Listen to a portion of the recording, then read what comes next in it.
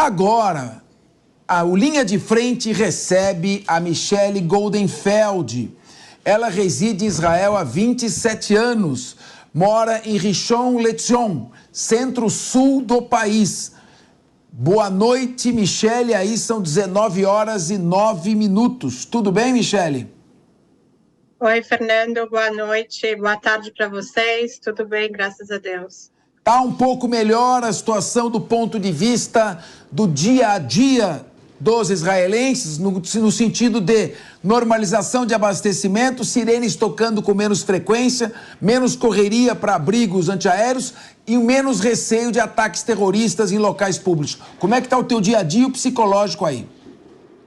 Bom, o dia a dia no centro do país continua assim muito dinâmico. A gente pode ter 24 horas, 48 horas sem sirenes e de repente hoje a gente teve, às 1h30 da tarde, a gente teve uma sirene, a gente estava todo mundo em casa e teve que ir para o quarto antibombas. O emocional, a gente tenta ter um dia a dia, uma dinâmica de dia a dia, uma tentativa de voltar à normalidade, mas é muito difícil porque o que acontece em volta está sempre atrás, né? A gente está sempre ligado no jornal, a gente está sempre querendo ver o que está acontecendo, a gente vê o avanço das tropas israelenses dentro da faixa de Gaza, infelizmente a gente tem perdas de soldados, mas ainda assim a gente sabe que essas perdas, graças a Deus, são mínimas e estamos cada vez mais mostrando ao mundo o que o Hamas realmente faz na faixa de Gaza, que eles usam escolas e lugares da UNRWA e lugares dos CODs para fazerem bombas e foguetes e atacarem os israelenses, que quando os israelenses, a gente sabe que nos últimos 3 ou 4 dias, o exército israelense anda mandando os asiáticos da parte norte de Gaza para o sul, e eles ficam na borda da estrada com tanques, e eles passam com bandeiras brancas para não serem atacados. E a gente sabe que uma dessas tentativas, o Hamas atingiu e jogou foguetes para evitar essa passagem, quer dizer, mais uma vez, o exército israelense, que é um exército muito humano, e ele defende a vida mesmo de pessoas, dos cidadãos de Gaza, quem atrapalha a ida deles para o sul do país, para a área que está sendo menos atingida, é o Hamas. Nós estamos também com o Márcio Pitiliuk, ele está conosco, ele vai entrar aqui por Zoom, né, Márcio?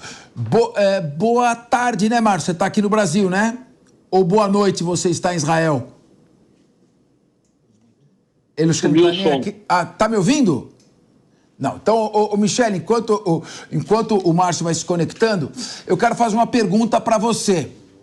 Michele, eu sei que você não é estrategista militar e nem é política, mas eu estava vendo o noticiário internacional dos Estados Unidos, com duras críticas a 2 porta-vozes do exército israelense com relação a um bombardeio a um campo de refugiados na faixa de Gaza, que aparentemente eliminou o comandante do Hamas, um dos masterminds, dos idealizadores do ataque terrorista. O maior ataque desde o Holocausto não morriam tantos judeus no mesmo dia.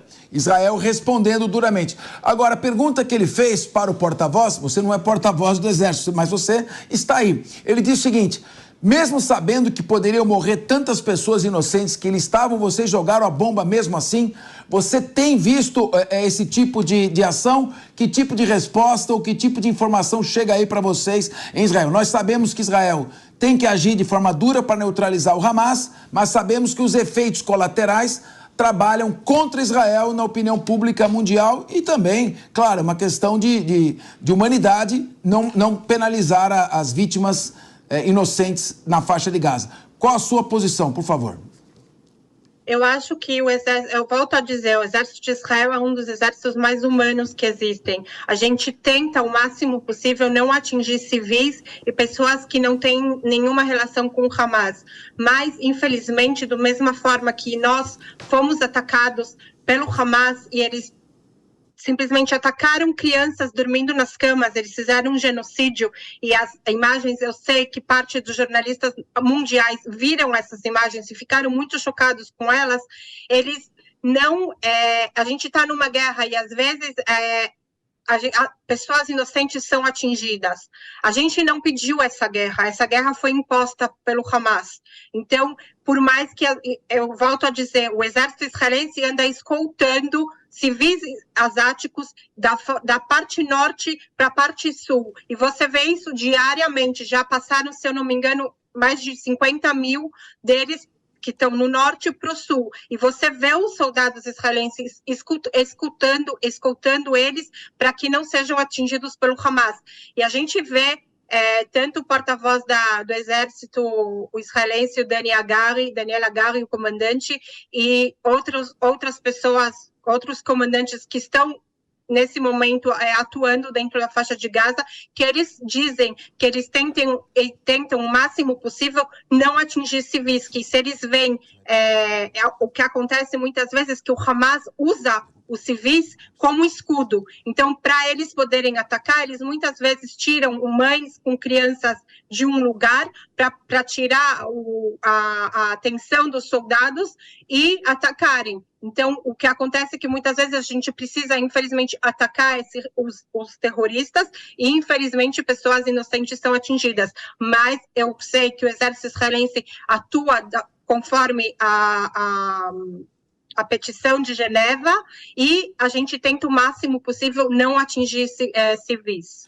Olha, Michele, que está conosco, que continua conosco, enquanto nós falamos com ela, o Márcio Pitiliuk, que é membro do Conselho Acadêmico da Stand With Us Brasil e curador do Museu de Imigração Judaica e Memorial do Holocausto de São Paulo, participa conosco também. Boa tarde, Márcio. Boa tarde, né? Você está aqui no Brasil.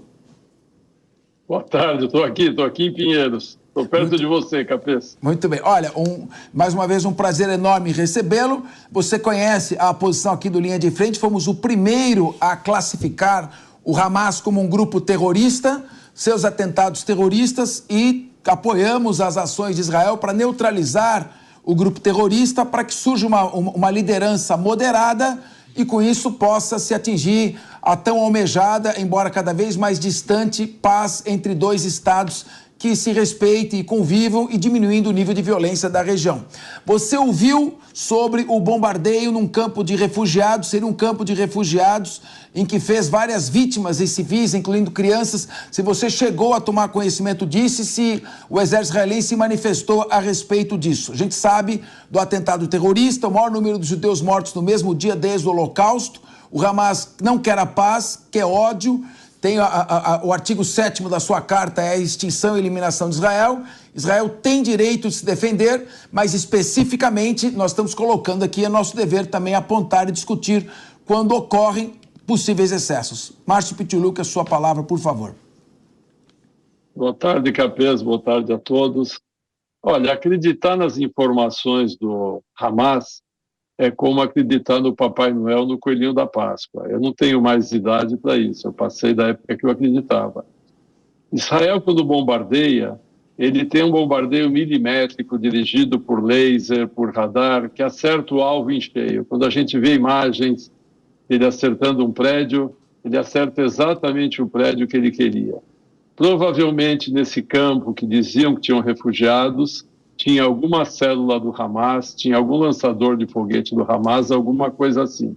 Quando eu falo que eu não acredito em Papai Noel, é porque qualquer bombardeio que acontece, em menos de 2 minutos, o Hamas consegue contar o número de vítimas, quanto as crianças, quanto os adultos, mesmo que o foguete derrubasse um prédio, e o prédio está em ruínas em cima das vítimas, o Hamas deve ter uma mágica, porque ele consegue dizer que soterrado naquele escombro tem 35 crianças e 72 adultos. Então, acreditar nas informações do Hamas é impossível. Se fosse possível acreditar no Hamas e dialogar com o Hamas, o governo brasileiro estaria dialogando com o Hamas para a saída dos palestinos, dos brasileiros que querem sair de lá. Essa é outra pergunta que eu faço. Por que que o governo brasileiro tem que negociar com Israel e com o Egito, devia ser muito mais com o Egito, porque a fronteira é com o Egito. Por que o governo brasileiro não dialoga, não negocia com o Hamas? O governo brasileiro acha que o Hamas não é um grupo terrorista, acha que o Hamas cuida da faixa de Gaza. Então, devia sentar com o ministro das Relações Exteriores do Hamas, que toma conta de Gaza, e falar por que a gente não consegue tirar os brasileiros de lá. Márcio, só vou passar que tem outros debatedores que vão perguntar, só para esclarecer que não ouvi do Papai Noel, mas do porta-voz do exército israelense, a informação na CNN Internacional. Então, é claro, deve ter explicações, eles estão ainda apurando. O bombardeio está... A CNN recebe as... Não, é o porta-voz do exército israelense sendo entrevistado, confirmando o bombardeio, dizendo que iria trazer mais informações. Por isso que eu te perguntei. A Mônica Rosenberg vai fazer uma pergunta. Por favor, desculpa. Ok. O porta-voz... Porta-voz do exército israelense. Desculpe. Às vezes a gente fica nessa comunicação à distância, um corta o outro. Eu peço desculpas a você, Márcio. Tá bom. A Mônica Rosenberg está aqui. Você pode fazer uma pergunta e a Michele e o Márcio respondem. A Michele também está aqui, sempre nos atende muito bem, com muita atenção e passa boas informações. Por favor, Mônica Rosenberg. Na verdade, eu tenho duas perguntas diferentes. Eu quero fazer uma para cada um. Para o Márcio, nós estivemos juntos ontem no Memorial do Holocausto, teve uma pela Noite dos Cristais, a Kristallnacht, que iniciou em 1938 a deflagrada ataque violento aos judeus. Então, ali foi uma noite muito importante. Ontem teve uma cerimônia lá e era um momento muito tenso. A segurança estava reforçada. Nós estamos vendo ataques contra judeus no mundo inteiro. Nós estamos vendo... Hoje de manhã eu vi 2 em Nova York, 1 em Boca Raton. Então, judeus que não têm nada a ver com a política externa de Israel estão sendo agredidos na sua vida normal, estão ali fazendo alguma coisa e são agredidos. Qual é, na sua impressão, na sua vivência, Márcio, o risco que nós, judeus no Brasil, estamos correndo? Existe risco de agressão? Devemos estar com medo? Então, essa é a minha pergunta para você. E para a Michele, a pergunta é... Vocês estão recebendo informações sobre o fechamento da fronteira? Porque para nós ficou muito estranha essa história de que quando finalmente os brasileiros, e são 24 brasileiros e 10 palestinos familiares de brasileiros, né, que também precisam sair de lá, quando finalmente fomos liberados, fechou a fronteira. Houve alguma informação? Tem outros grupos de refugiados que precisam sair, que também foram impedidos de sair, ou foram só os brasileiros? Como é que foi essa história do fechamento da fronteira, se vocês têm aí informações que nós não temos? Michele, responde primeiro. Não tem problema. A gente não tem muita informação, Mônica, o que acontece na fronteira. O que a gente sabe é exatamente o que o mundo inteiro sabe. A gente sabe informações quando o comandante Daniel Nagari, ele aparece na televisão 2 vezes por dia normalmente e ele informa o que está acontecendo também nessa parte, mas eles não dizem quais são os motivos da abertura ou do fechamento da fronteira. Eu sei desse ponto que existem alguns brasileiros que algumas vezes já tentaram sair e não conseguem sair. Por outro lado, eu sei que existem brasileiros que já saíram da parte da Cisjordânia e que já chegaram, se eu não me engano, no Brasil. Então, que na Cisjordânia é muito mais fácil essa passagem, mas a gente aqui não sabe exatamente qual é o motivo da abertura ou do fechamento da fronteira com o Egito, que muitas vezes quem fecha também é o Egito, não é Israel, que Israel não tem quase nenhuma razão de fechar essa parte. Quem fecha a passagem de Rafah é o Egito e não Israel. Israel, ao contrário, ele está mandando até os cidadãos de Gaza da parte norte para o sul, que é exatamente para esses lados. A gente sabe que existe mais 800 mil asiáticos que já chegaram nessa área, mas o Egito não deixa entrar. Márcio, lembra da pergunta? O antissemitismo crescendo no mundo. Muito boa essa pergunta, Mônica. Acho que é importante a gente esclarecer. Capês, eu vou me restringir ao Brasil, né? Porque senão a resposta fica muito longa. O Brasil sempre foi um país muito tolerante, foi um país que recebeu os imigrantes de braços abertos. Meu pai saiu da Lituânia por causa de perseguições aos judeus na década de 20, chegou aqui, foi muito bem recebido, ninguém perguntou se ele era lituano, judeu, cristão, polonês, o que fosse. Todos os imigrantes sempre chegam no Brasil e quando descem do navio se consideram brasileiros e assim são considerados pelos brasileiros natos. O Brasil tem essa dádiva, essa bênção de ser tolerante, de respeitar qualquer crença, qualquer religião. Infelizmente, neste momento, a gente está vendo um recrudescimento do antissemitismo por causa de discursos de ódio, principalmente vindos da esquerda, que se diz progressista. Esta semana mesmo, a atriz Letícia Sabatella, da Globo, fez um discurso de ódio, publicou uma fake news. Olha o absurdo, Capês. Ela disse que o exército israelense assassinou e estuprou seus cidadãos para culpar o Hamas. Ela disse isso, depois que ela viu a idiotice que ela falou, ela postou dizendo que foi enganada pela fonte. Bom, a fonte que ela usou praticamente não existe. E se ela quisesse consultar uma segunda fonte, ela veria que isso é mentira, mas ela publicou. Isso, claro, ela tem 1.100.000 seguidores, ela é uma atriz da Globo, isso incita o ódio, isso é a pior coisa que alguém pode fazer. Agora, pedir desculpa não adianta mais, o mal já está feito. Então, as pessoas têm que pensar muito antes de falar, têm que pensar muito antes desse discurso do ódio. A guerra está a 12, 15 mil quilômetros de distância.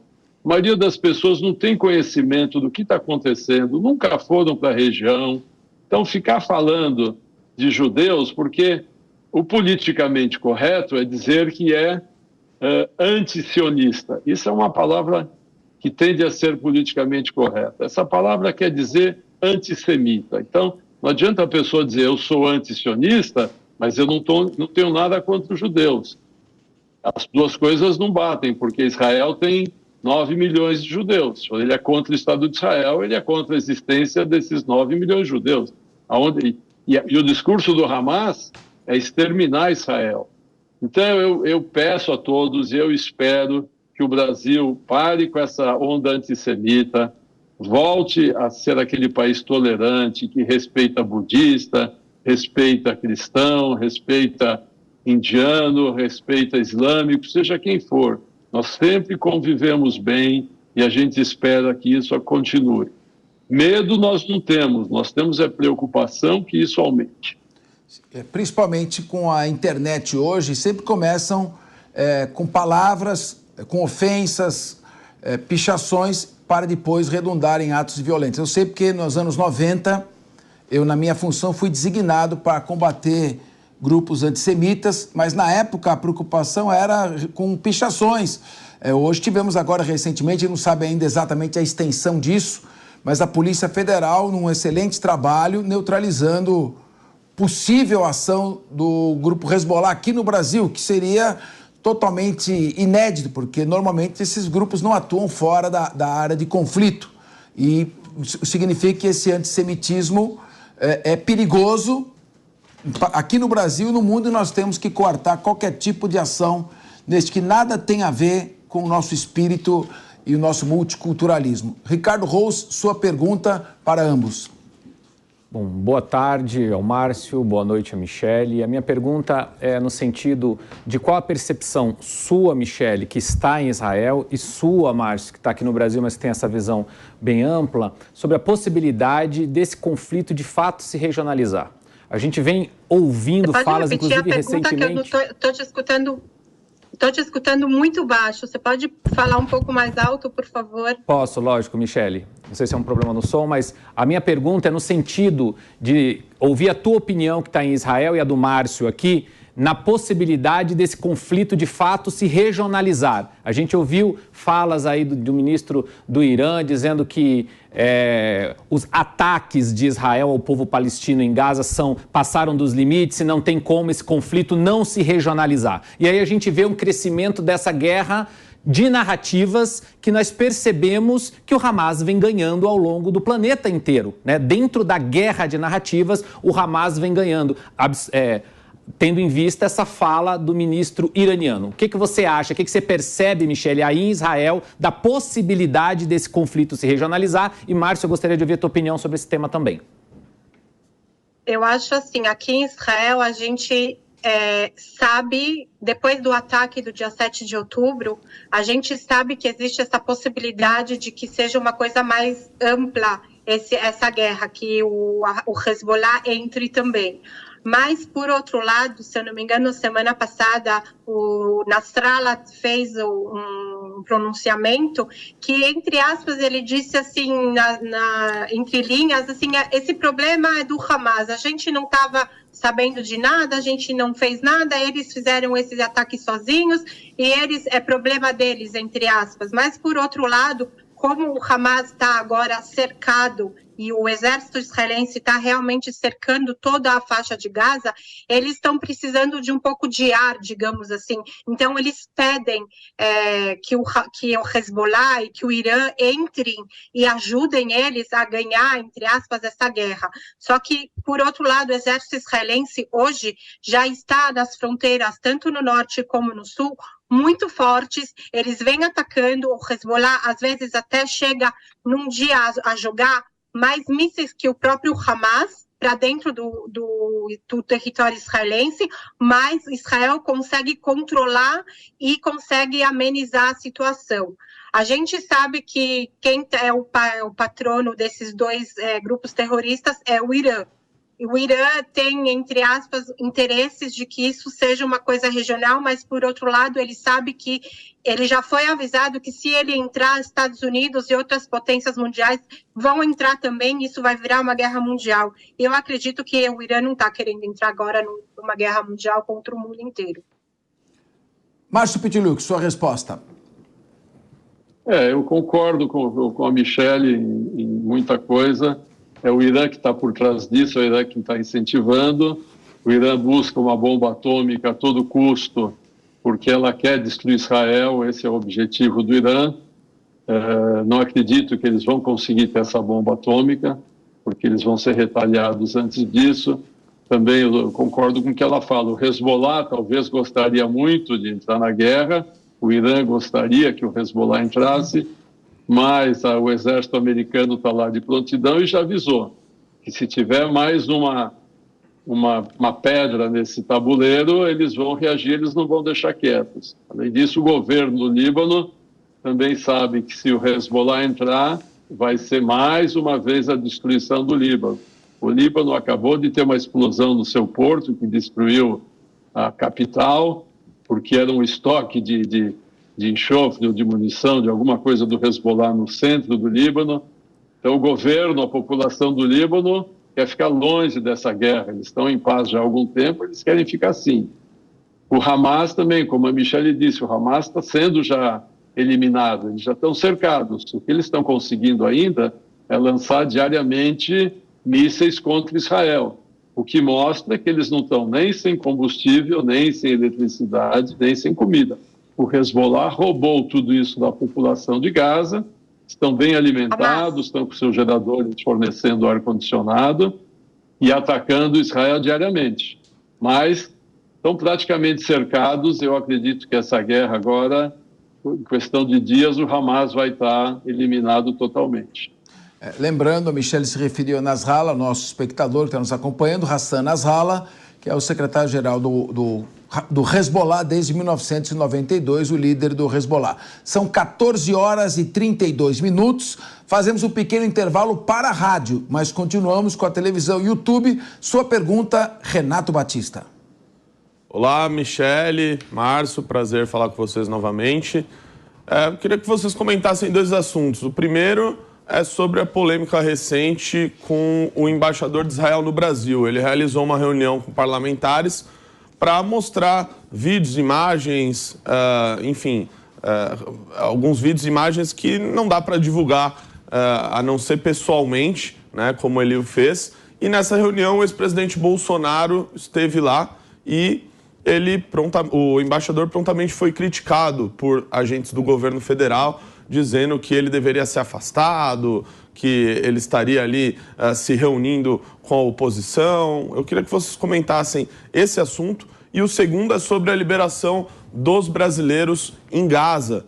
O ex-presidente Bolsonaro disse que intercedeu junto a Israel para supostamente colaborar com a liberação dos brasileiros. E isso começou a gerar uma grande polêmica na internet, porque os defensores, apoiadores dele, disseram que ele foi o principal responsável pela liberação desses brasileiros, e o governo federal também fez o mesmo, dizendo que, na verdade, não. Os brasileiros estão sendo liberados por causa do presidente Lula. Eu queria que vocês comentassem esses dois assuntos. Eu posso te dizer que, com respeito à liberação dos brasileiros e a influência do Bolsonaro, aqui chega muito pouca notícia. O que eu sei é realmente mais da mídia brasileira. Em relação à outra pergunta que você fez, você pode me lembrar, porque eu primeiro respondi a sua segunda e não a primeira. Sobre o embaixador de Israel no Brasil, que realizou uma reunião parlamentar. Essas imagens que foram agora mostradas, não só pelo embaixador, mas eu sei que foi feita também uma amostra dessas imagens, que é um vídeo feito das câmeras dos próprios terroristas no dia 7 de outubro aqui em Israel. Esse filme foi feito, não foi cortado, eles simplesmente pegaram vários pedaços dessas câmeras que estavam nos corpos dos terroristas e fizeram um filme de 47 minutos. A princípio, eles começaram a liberar, entre aspas, esse filme somente aqui foi liberado para jornalistas internacionais. Eu sei que foi feito também uma amostra dessas nos Estados Unidos, em Londres. Eu sei que no Brasil foi feita também pelo consulado, pelo Stay With Us em São Paulo. Eu sei que ontem, nos Estados Unidos, em Los Angeles, foi feita também para pessoas que fazem parte de Hollywood, pela Gal Gadot. Quer dizer, estão sendo feitas amostras, mas para pessoas que têm algum tipo de influência, que podem realmente mostrar ou demonstrar, entre aspas, né, o que eles viram, essas atrocidades que foram feitas. Quem o consulado, o embaixador deixou de convidar outra vez. Aqui em Israel não chega a isso. São notícias que são mais locais no Brasil e tem pouca influência aqui dentro do Estado de Israel. Mas eu acho que essa divulgação para as pessoas que têm influência de ver e poderem ver esse vídeo é muito importante, porque o mundo precisa realmente saber que foi feito aqui um genocídio. E foi um genocídio, como eu tenho dito várias vezes, não foi um genocídio somente contra o Israel ou contra o povo judeu, foi um genocídio contra a humanidade. E o mundo está vendo agora que no mundo inteiro existem passeatas em pró aos palestinos, ao Hamas, mas que muita gente não sabe o que aconteceu.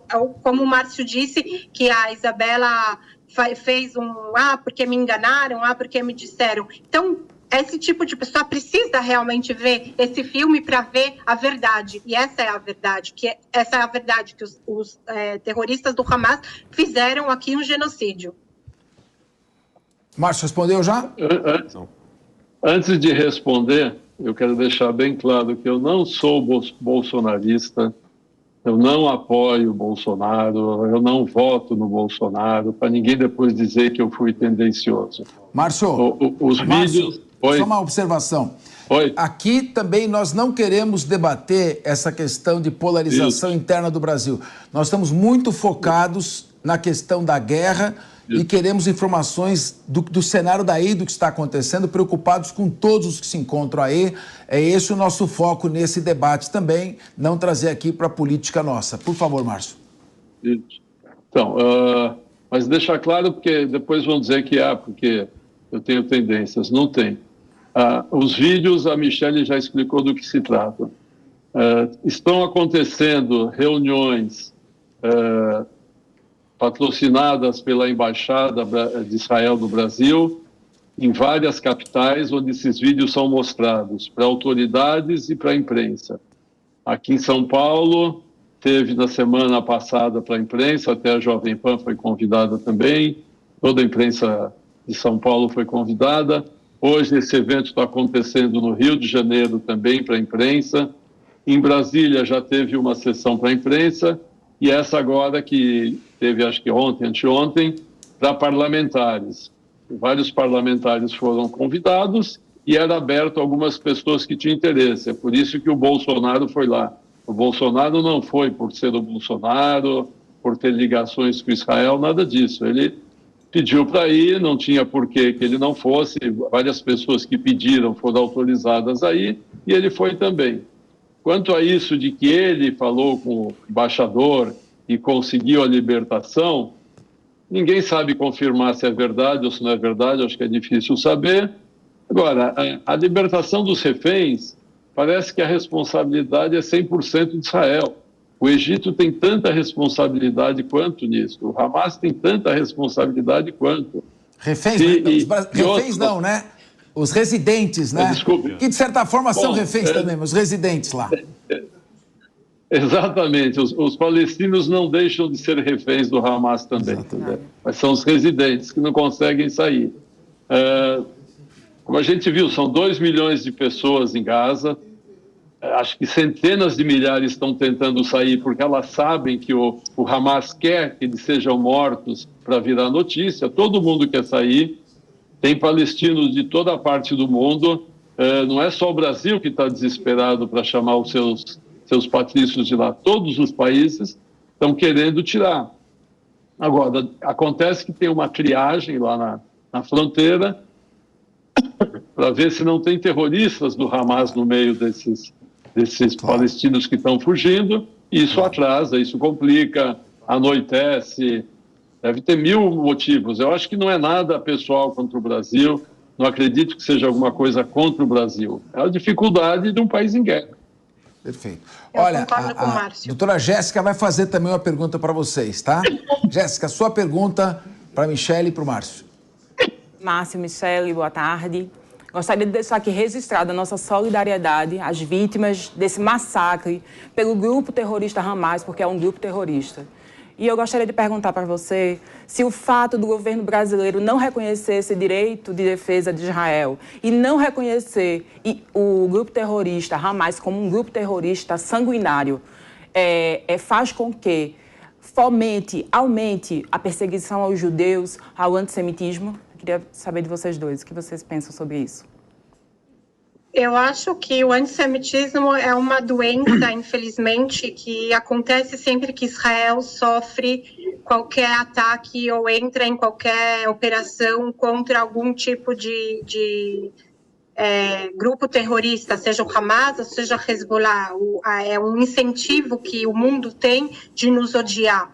Se fossem olhar um pouco na história, eu acho que eles têm que olhar que o povo judeu sempre trouxe luz ao mundo. A gente trouxe só coisas boas ao mundo. A gente trouxe a tecnologia nos últimos 30 anos, toda a high-tech. Israel é líder mundial em high-tech. A gente, acho que há 50 anos atrás, num kibbutz aqui em Israel, trouxe para a agricultura toda a parte de água, para fazer infiltração. Quer dizer, você vai ver que quantos prêmios Nobel são judeus, dos 100%, 25% são judeus. Quer dizer, o judeu nunca tentou fazer mal ao mundo, ao contrário, nós sempre estamos fazendo o bem. Então, esse antissemitismo é muito, eu acho que pessoas que são, entre aspas, infelizmente, ignorantes, que não sabem ler a verdade ou que não querem ver a verdade e que se deixam enganar por falta de informação. Eu não sei se o fato de que o governo brasileiro não aceite ou apoie o Hamas ou deixe de apoiar Israel, tenha muita influência no antissemitismo. Eu posso dizer que eu, quando morei no Brasil, eu acho que eu morei no Brasil até os meus 22 anos, estudei a vida inteira em escola judaica, morei em São Paulo, frequentava a hebraica, movimento juvenil, ia na sinagoga, nas festas, nunca senti nenhum pouco o antissemitismo. Como o Márcio disse, também os meus avós vieram da Polônia, foram muito bem recebidos, minha família, a grande família, a maior parte da minha família mora ainda no Brasil, e a gente nunca sentiu muito antissemitismo. E eu, infelizmente, tenho acompanhado que nos últimos 30 dias, essa onda de antissemitismo no Brasil. Isso me deixa extremamente preocupada. Eu sei do ótimo trabalho que a Comunib e a Federação, o Stay With Us, tem feito contra essas atitudes antissemitas. Eu sei que o doutor Daniel Bialski tem feito um trabalho muito bom, e eu fico sempre, eu dou meu colocavô, né, meu apoio a esse tipo de atitude da comunidade em mostrar e não aceitar o antissemitismo no Brasil, e não só no Brasil, no mundo inteiro, que é uma coisa extremamente preocupante. Olha, queria agradecer bastante a Michele Goldenfeld, Márcio Picholiuk, vocês são sempre muito bem-vindos aqui, dando esta posição. Nós temos sim que também combater as fake news. Márcio, inclusive, estava vendo, é um noticiário, não é da mainstream media, de uma jornalista israelense, cujo sobrenome é Mordecai, que havia divulgado a morte de mais de 350 soldados israelenses. E foi feita a pesquisa, não existe essa jornalista, essa pessoa não existe. Então tem muita informação falsa, muita fake news, e a gente aqui procura, na Jovem Pan, sempre certificar de todas as informações, colocar fatos concretos, para que a gente possa debater em cima desses fatos pela verdade, nunca com ideologia, e, é claro, procurando ali separar o Hamas do povo palestino, e, claro, entendendo o drama que estão vivendo as pessoas em Israel também, além do povo palestino. Não é fácil ter que correr toda hora para um abrigo antiaéreo, com o aviso de uma sirene, viver com medo de que haja um ataque terrorista. Tudo isso é muito ruim, e somente quando lideranças moderadas assumirem, talvez esse diálogo possa ser restabelecido. É o que todos queremos: a paz para todos, segurança para todos. Muito obrigado, uma boa noite, Michele, uma boa tarde, meu querido amigo Márcio Picholiuk. Antes, eu queria só te dizer mais uma palavra. Eu acho que em Israel as pessoas estão andando agora com esse colar, Márcio, não sei se você já viu, é um colar que a gente está pedindo a liberação dos nossos reféns que estão em Gaza.